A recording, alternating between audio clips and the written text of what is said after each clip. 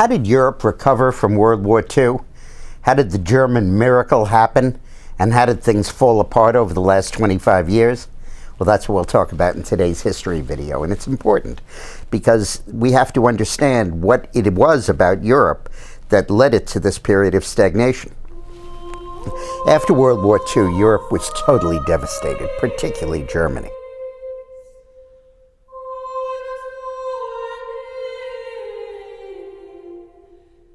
There literally were not two bricks, one on top of the other, left in the whole country. Entire cities were totally destroyed. The Allied bombing had been enormous, and Germany was totally in ruins. Morgenthau, the Secretary of the Treasury in Roosevelt's cabinet, advocated that Germany become an agricultural land and devoid of industry because he was so distrustful of how the Germans would turn out. But the United States and Britain and France set up occupying zones in Germany and really began to rehabilitate the German economy. And they set up a German government, a West German government. The Russians still controlled East Germany. And in East Germany, there was no recovery because the Russians raped it of all movable machinery and equipment and everything. But in West Germany, there was enough of the old industrial equipment left to build on gradually. And what happened was that the German government, as well as the French and the various other European governments of countries that had been despoiled during the war, got together on a program to rebuild their economies. And essentially what they needed to do was to recreate their pre-war economies. They had a viable steel industry in the Ruhr. They just needed to recreate it. It had been bombed out. The coal industries, the various aluminum and other mining and metal industries, all pre-existed the war and just needed to be recreated. And the Europeans proved very good at it. And they were assisted by a massive influx of American capital through the Marshall Plan. It's hard to imagine today the extent of the Marshall Plan back then.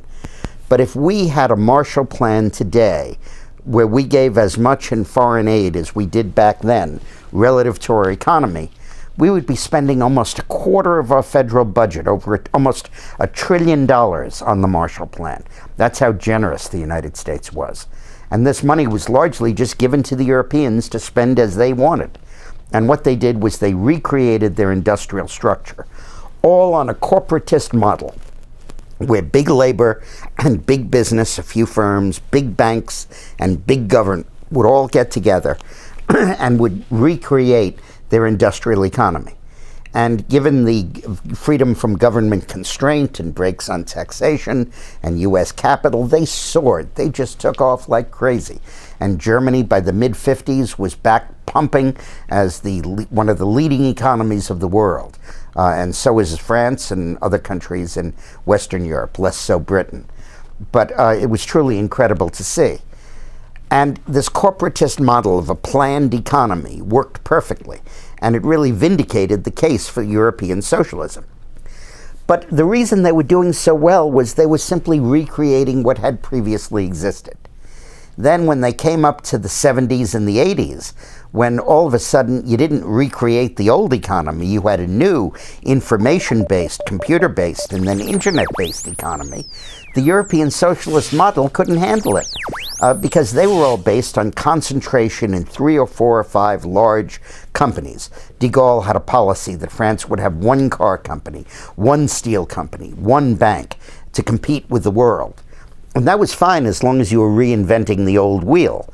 But when you needed innovation, firms couldn't innovate. There were no small entrepreneurs. They couldn't get any capital. Competition didn't exist. And the small independent companies that powered the American juggernaut in the information revolution couldn't get a word in edgewise for these centrally controlled and planned economies. And socialism failed. Capitalism thrived. And the story of the 80s, 90s, and the 20s so far has been the triumph of an unplanned capitalist free market economy where people can innovate and develop new products and new services over a planned centralized corporatist economy. So naturally, what Obama's doing is trying to convert America to the European model so we can stagnate for 20 years too. Makes a lot of sense. Let's get rid of this guy in November.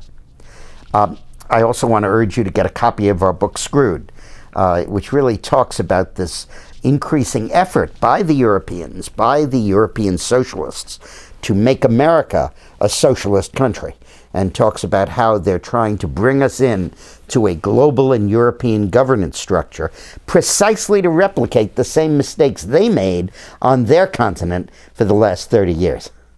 Thanks a lot for watching.